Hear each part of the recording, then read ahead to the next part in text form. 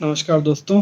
आज हम बात करेंगे बिटकॉइन के बारे में। बिटकॉइन वर्ल्ड की सबसे फेमस और सबसे बड़ी क्रिप्टो करेंसी है, जिसे लॉन्च किया गया था ईयर 2009 में बाई सतोशी नाकामोटो। अब सतोशी नाकामोटो कौन है और ये इंडिविजुअल है या ग्रुप ऑफ पर्सन्स है जिसने बिटकॉइन को लॉन्च किया है, वो आज भी क्लियर नहीं है। ये अनआइडेंटिफाइड पर्सन्स हैं और इनकी ओनरशिप बिटकॉइन को किसने इन्वेंट किया था एक्चुअली में, वो आज भी छुपी हुई है वर्ल्ड से, वो आज तक सामने नहीं आई है। टोटल बिटकॉइन की वैल्यू फिक्स है, number of bitcoins are fix है, जो 21 मिलियन मैक्सिमम बिटकॉइन हो सकते हैं मार्केट में। और आज तक 19 मिलियन बिटकॉइंस ब्लॉकचेन में आ चुके हैं, इन्वेंट हो चुके हैं, 2 मिलियन बिटकॉइंस बाकी हैं। तो शुरू करते हैं हम सबसे पहले कि बिटकॉइन की आवश्यकता क्यों पड़ी, क्यों इसकी ज़रूरत पड़ी। तो सबसे पहले जो हमारा एक्सचेंज सिस्टम था, जो मनी सिस्टम था, वो था बार्टर सिस्टम। मीन्स गुड्स के बदले आप गुड्स लो, आपको एक चीज़ लेनी हो तो उसके बदले आप दूसरी चीज़ दो। जैसे कि आपको गेहूँ चाहिए तो आप चावल दे के आप गेहूँ ले लीजिए। मतलब कोई भी चीज़ को एक्सचेंज करना हो तो वैल्यू ऑफ मनी उसमें गिना जाता था। फिर सिस्टम आया कि आप गोल्ड देके आप कोई भी तरह का कंजम्पशन का कोई भी आइटम ले सकते हैं।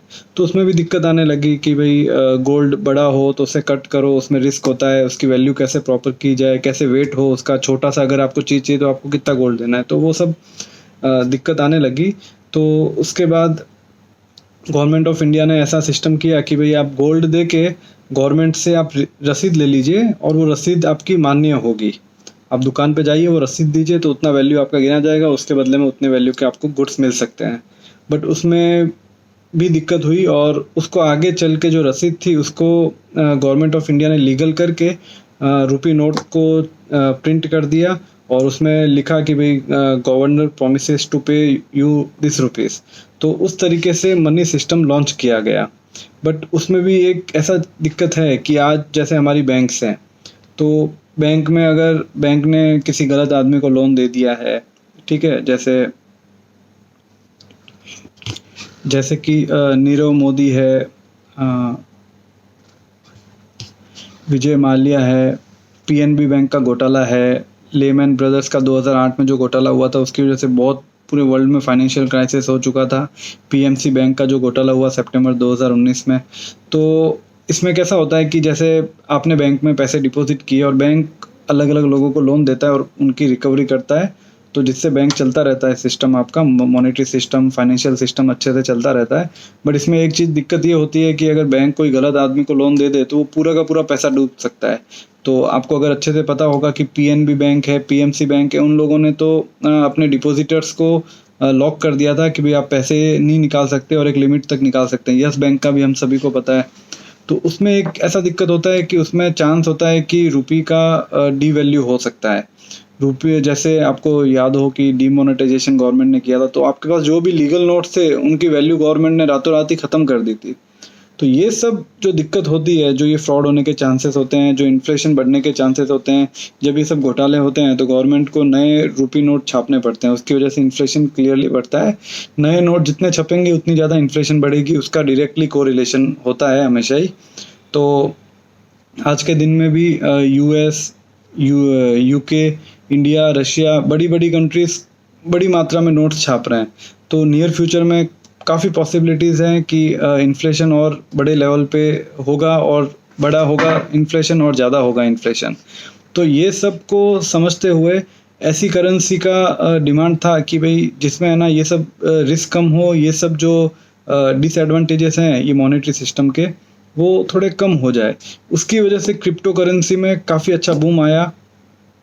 2009 में जो क्रिप्टो करेंसी जो ये बिटकॉइन लॉन्च हुए थे, उसकी उस टाइम पे इतनी अच्छी पॉपुलैरिटीज़ नहीं थी, उतना यूज़ नहीं था, उतने बड़े लोग इसमें हाथ नहीं लगा रहे थे इस चीज़ को। बट 2017 के बाद में इसकी पॉपुलैरिटी काफ़ी बढ़ी है और काफ़ी बड़ी कंपनीज, बड़े लोगों ने इसमें इन्वेस्ट किया है और लोग आगे आए हैं इसकी। तो हम इसकी एडवांटेजेस और डिसएडवांटेजेस को समझते हैं, इसकी बारीकी को समझते हैं। दो तरह की फाइनेंस होते हैं। सबसे पहले होता है सेंट्रलाइज्ड और सेकंड होता है डिसेंट्रलाइज्ड।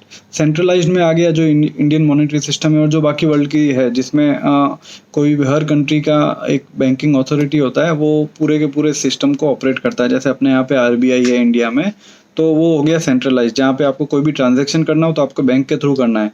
मीन्स आपको अगर अपने कोई व्यापारी को पेमेंट देना है, कुछ देना है, तो आप बैंक में जाएंगे, आप बैंक को इंस्ट्रक्शन देंगे तो बैंक उनको देगा, ठीक है।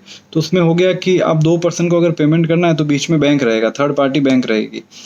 और सेकंड होता है डिसेंट्रलाइज्ड मॉनेटरी सिस्टम, जहाँ पे होता है कि आप सीधा दे सकते हैं, आपके ऊपर कोई ऐसा कंट्रोल नहीं है, कोई रेगुलेशन नहीं है, आप सीधा कोई भी पर्सन को दे सकते हैं। तो सबसे पहले बिटकॉइन डिसेंट्रलाइज्ड मॉनेटरी सिस्टम है, डिसेंट्रलाइज्ड फाइनेंशियल सिस्टम है, जहाँ पे आपको किसी पर्सन को पैसे ट्रांसफ़र करने हो तो आप 2 से 10 सेकंड के अंदर वो पैसे ट्रांसफ़र कर सकते हैं। जबकि आज तक के जो मॉनेटरी सिस्टम में था, अगर आपको फॉरेन में कोई पेमेंट करना है अपने पार्टी को, अपने कस्टमर को, अपने वेंडर को, तो आप बैंक में जाएंगे, इंस्ट्रक्शन देंगे, हो सकता है 1 दिन लगे, 2 दिन लगे वो पेमेंट में। सेकंड है कि इसका कॉस्ट काफ़ी कम है, कॉस्ट ऑफ ऑपरेशन काफ़ी कम है, आपको कमीशन जो लगता है वो काफ़ी कम लगता है। जबकि बैंक में अगर आप जाते हैं तो कमीशन का चार्जेस भी काफ़ी ज़्यादा होता है as comparison to the bitcoin crypto currency के। और थर्डली है कि ये काफ़ी इजी है, काफ़ी मीन्स आप एक मोबाइल पे बैठ के अच्छे से ट्रांसफ़र करते हैं तो बहुत इजीली वो थर्ड पार्टी को सेकंड जो जिसको आपको पेमेंट करना हो उसको वो पेमेंट पहुंच जाता है। काफ़ी ऑनलाइन है पूरा का पूरा, ठीक है। बैंक के मैटर में ऐसा नहीं है, बैंक में हॉलीडेज़ भी होते हैं, अलग अलग वैकेशंस आ जाते हैं, तो उसमें थोड़ा सा एक्स्ट्रा टाइम लगता है। अब समझते हैं सबसे इम्पोर्टेंट और सबसे ख़ास बात कि क्या बिटकॉइन में इन्वेस्ट करना चाहिए। तो इसमें 2 मेजर फैक्टर होंगे जो आपको इन्वेस्टमेंट करने से पहले समझने होंगे, जो आपको रिसर्च करने होंगे। सबसे पहला मैटर ये है कि जब भी कोई करेंसी की, कोई स्टॉक की या कोई शेयर की या कोई भी ऐसी चीज़ हो, उसकी पॉपुलैरिटी और उसकी वैल्यू कब बढ़ेगी? वो तब भी बढ़ेगी जब बड़े इन्वेस्टर्स, बड़ी कंपनीज, बड़े म्यूचुअल फंड्स, बड़ी गवर्नमेंट्स उसको अप्रूवल देती है। मान लीजिए कि कोई बड़े इन्वेस्टर ने उसके अंदर अगर इन्वेस्ट किया हो और वो अगर पब्लिकली बताता है कि मैंने ये इन्वेस्ट किया है, तो उसकी पॉपुलैरिटी लोगों में बढ़ेगी, लोग उसको सर्च करेंगे, लोग उसमें थोड़ा थोड़ा करके इन्वेस्ट करेंगे। और वही लोग अगर होल्ड करते हैं उस करेंसी को तो उसकी वैल्यू काफ़ी अच्छी बढ़ेगी। बट इसमें आपको एक चीज़ और अच्छे से समझनी होगी, अगर कोई बड़ा इन्वेस्टर इसमें इन्वेस्ट कर देता है एक बार के लिए और फिर वो अगर थोड़े टाइम में उसमें से निकल जाता है तो वो दिक्कत हो सकती है। Means it is not a part of trading. आप ट्रेडिंग करेंगे वो गलत हो जाएगा। इसमें आपको अगर इन्वेस्टमेंट करना है तो आपको ये देखना है कि बड़े लोग जो हैं, FIIs हैं, म्यूचुअल फंड्स हैं, गवर्नमेंट्स हैं, गवर्नमेंट के बॉन्ड्स हैं, वो लोग कितना इसमें इन्वेस्टमेंट करने का सोचते हैं, म्यूचुअल फंड्स कितने इसमें आके इन्वेस्ट करने का बोलते हैं, तो उस वजह से उसकी पॉपुलैरिटी बढ़ सकती है। कोई भी क्रिप्टो करेंसी की पॉपुलैरिटी तभी बढ़ेगी जब उसमें बड़े लोग आके उसमें इन्वेस्ट करेंगे। सेकंड पॉइंट ये होता है कि अगर कोई गवर्नमेंट इसको अप्रूवल दे देता है कि भाई बिटकॉइन को हम एज अ करेंसी या और भी कोई फॉर्म में उसको एक्सेप्ट करेंगे, तो उसकी पॉपुलैरिटी काफ़ी अच्छी बढ़ जाएगी, उसकी डिमांड हो जाएगी और उसकी वैल्यू काफ़ी अच्छी बढ़ जाएगी।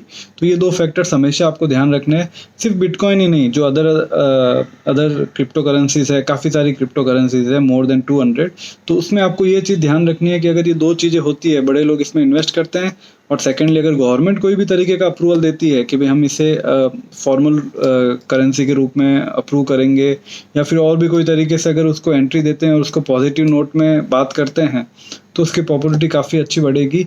जैसे कि मैं आपको बिटकॉइन के बारे में अगर बताऊं तो बिटकॉइन में एलोन मस्क है जो टेस्ला कंपनी के मालिक हैं, उन्होंने काफ़ी अच्छे कमेंट दिए हैं, उन्होंने इन्वेस्टमेंट भी किया है और वो उसको मॉनेटरी सिस्टम में लाने का भी ट्राई चल रहा है उनका। वो एक्सेप्ट भी कर रहे हैं, अपने जो कार बेचते हैं उसके सामने उसके पेमेंट्स को एक्सेप्ट भी कर रहे हैं। माइक्रो स्ट्रेटेजी ने बड़ा इन्वेस्टमेंट किया है, $250 मिलियन का इन्वेस्टमेंट किया है। स्क्वायर INC ने भी $5 मिलियन का इन्वेस्टमेंट किया है। पेपल ने इसे एज अ पेमेंट सिस्टम उसको मान्य गिनाया है। और भी काफ़ी बड़े म्यूचुअल फंड्स हाउसेस हैं जिन्होंने इसके अंदर इन्वेस्ट किया है। और अब एक सवाल आता है कि आपको क्या बिटकॉइन में इन्वेस्ट करना चाहिए।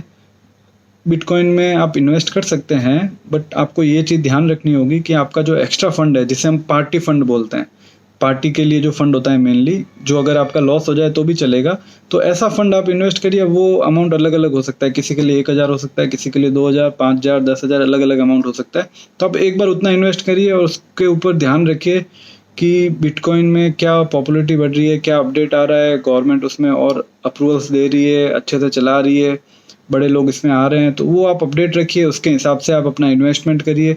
अगर वो आपको लॉस भी हो जाता है तो भी आपको दिक्कत नहीं होगी, क्योंकि वो आपने पार्टी फंड ही इन्वेस्ट किया है। तो बेसिकली एज अ डाइवर्सिफिकेशन इसमें थोड़ा सा इन्वेस्ट किया जा सकता है, ज़्यादा नहीं किया जा सकता है, क्योंकि और भी काफ़ी सारे क्रिप्टो करेंसीज आ रही है, और ऐसा माना जा रहा है कि बिटकॉइन अगर पहले आया है तो उसके बाद जो करेंसीज आएंगी उसमें जो बिटकॉइन में खामियां हैं वो शायद उसमें ना हो, ऐसा एक मार्केट में ट्रेंड चल रहा है। तो उसके हिसाब से आप अपना देख के और थोड़ा कम अमाउंट और थोड़ा पार्टी फंड जितना आपका हो, जितना लिमिट हो, उस हिसाब से आप उतना इन्वेस्ट कर सकते हैं, जो अगर आपको लॉस हो जाए तो भी कोई फ़र्क नहीं पड़ेगा। थैंक यू दोस्तों।